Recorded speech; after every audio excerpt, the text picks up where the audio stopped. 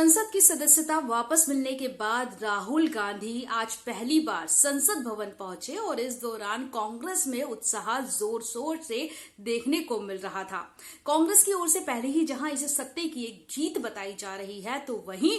राहुल गांधी का उत्साह, जोश और अपनापन, जो लोगों के साथ उनका जुड़ाव पिछले काफी दिनों से सोशल मीडिया से लेकर तमाम जो वीडियो हैं, तमाम जो लोगों से वो मिल रहे हैं, उसमें साफ तौर पर देखने को मिल रहा था। क्योंकि शुक्रवार को जिस तरीके से सुप्रीम कोर्ट ने राहुल गांधी की सजा पर रोक लगाई है, उसके बाद ये माना जा रहा था कि कहीं ना कहीं अब राहुल गांधी की जो वापसी संसद भवन में हुई है, उसको लेकर बीजेपी कहीं ना कहीं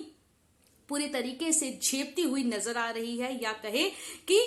एक डर जो बीजेपी का था वो साफ तौर पर देखने को मिल रहा था। क्योंकि जिस तरीके से अनुराग ठाकुर की ओर से प्रेस कॉन्फ्रेंस की जाती है और जो दूसरे नेता हैं बीजेपी के, उनकी ओर से साफ तौर से ये आरोप लगाया जाता है कि चीन की जो फंडिंग है वो की जा रही है और कहीं ना कहीं प्रधानमंत्री नरेंद्र मोदी के खिलाफ जो माहौल है वो बनाया जा रहा है, जिसका आरोप सीधे तौर पर कांग्रेस पर लगाया गया है। तो वहीं एक न्यूज वेबसाइट को लेकर भी कांग्रेस पर निशाना साधा गया है। यानी कि जिस तरीके से कांग्रेस में साफ तौर से एक उत्साह, जोश देखने को मिल रहा था, एक नई ताजगी से कांग्रेस भरती हुई नजर आ रही थी। क्योंकि अगर पिछले बार के चुनावों की अगर बात कर ली जाए तो कांग्रेस का जो रिजल्ट है वो अच्छा नहीं रहा था। ये माना जा रहा था कि अब कांग्रेस का क्या हो सकता है। कांग्रेस में किसी भी तरीके का जो नेतृत्व था वो देखने को नहीं मिल रहा था। 2019 के चुनाव के बाद जिस तरीके से कांग्रेस की हार हुई थी, तो यही माना जा रहा था कि कांग्रेस को एक नई ताजगी, नए उत्साह की जरूरत थी, जो उत्साह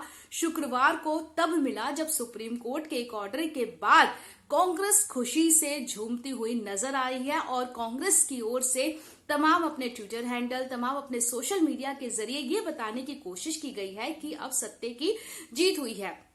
तो वहीं मीडिया रिपोर्ट्स की अगर मानी जाए, जिस तरीके से राहुल गांधी से जब सवाल पूछा जाता है कि जो अब जीत के बाद आपको कैसा लग रहा है, तो उन्होंने साफ तौर से ये कहा कि अब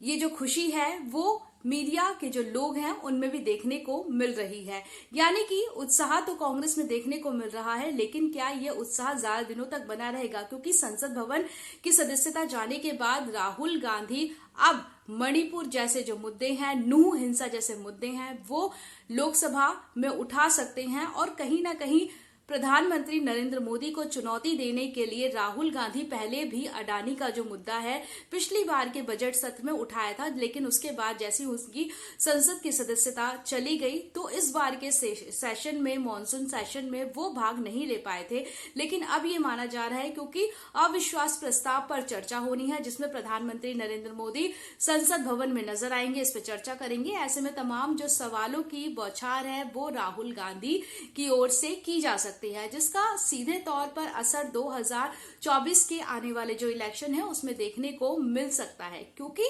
कांग्रेस के लिए ये बड़ी जीत मानी जा रही है। जिस तरीके से जश्न का माहौल देखने को मिला, कांग्रेस के तमाम जो नेता हैं, कांग्रेस के राष्ट्रीय अध्यक्ष से लेकर जो